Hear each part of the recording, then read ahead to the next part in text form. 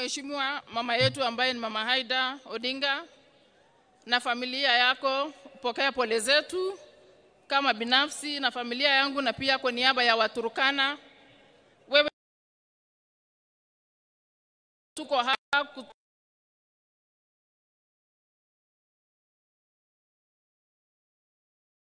It was early in my early 20s. Mama wa kwanza aliyeniintroduce kwa siasa juu aliona talenta niliyokuwa nayo ni Mama Daktari Haida Odinga, akiwa mpatron wakati huo wa League of Women Voters. Hapo ndio aliona talenta niliyokuwa nayo. Baadaye hapo baba akanipata. Wacha nikwambie Mheshimiwa Rais, kuanzia 2002 wakati nilianza kupiga kura, sijawahi piga kura nje ya Raila Amolo Odinga. Kwa yale majukumu baba amenipa katika uongozi wa chama na hata yale mengine amenipa nje ya chama, sijawahi piga kinyume, nimedeliver zote. Wacha tu niseme kwa upana, wakati baba aliniweka kwa mambo ya BBI, nilivote yote kati ya gavana aliyokuwa wakati huo alikuwa hataki, sisi tulikuwa tunataka, na kwa sababu nilipewa hiyo majukumu nilideliver hicho kitu almost 90%. Kwa mambo ya kura nimekuanga agent wa baba, na Turkana is very clear. Tuna voting zaidi ya 70% kwa baba.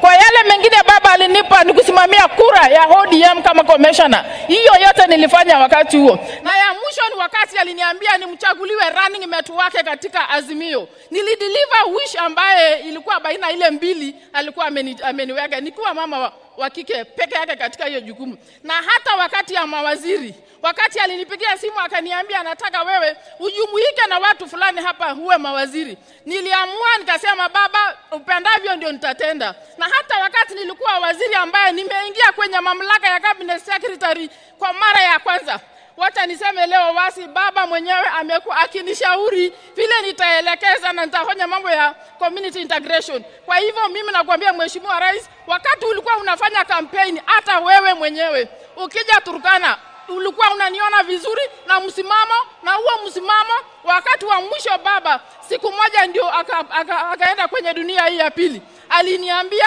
nyinyi mkae serikalini kwa sababu hapo ndio nimewaachia. Kwa hivyo Mheshimiwa Rais, wewe unajua tu tutawacha mambo yote, lakini yale baba alituachia hivyo hivyo.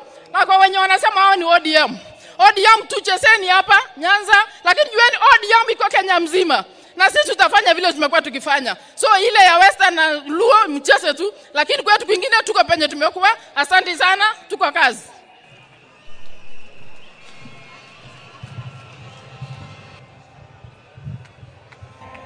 Basi kwa sababu ya muda, all protocol observed, mimi vile mnajua, kwa wale wote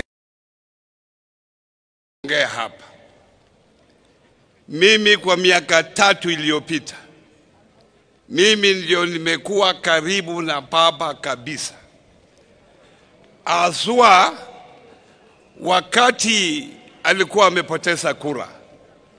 Tulikuwa na yeye na tukaongea mambo mengi wakati tulikuwa na yeye, na kila saa tulikuwa na yeye na ule Kamau wa Raila, tukiona mpira, tukiongea mambo yetu binafsi na mambo ya siasa.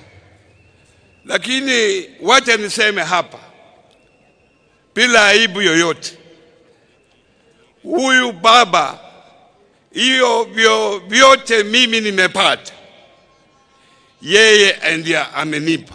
Nilipoingia bunge miaka karibu 5 iliyopita, nilipelekwa kwa bunge kupitia kwa Wamalu wa kijana.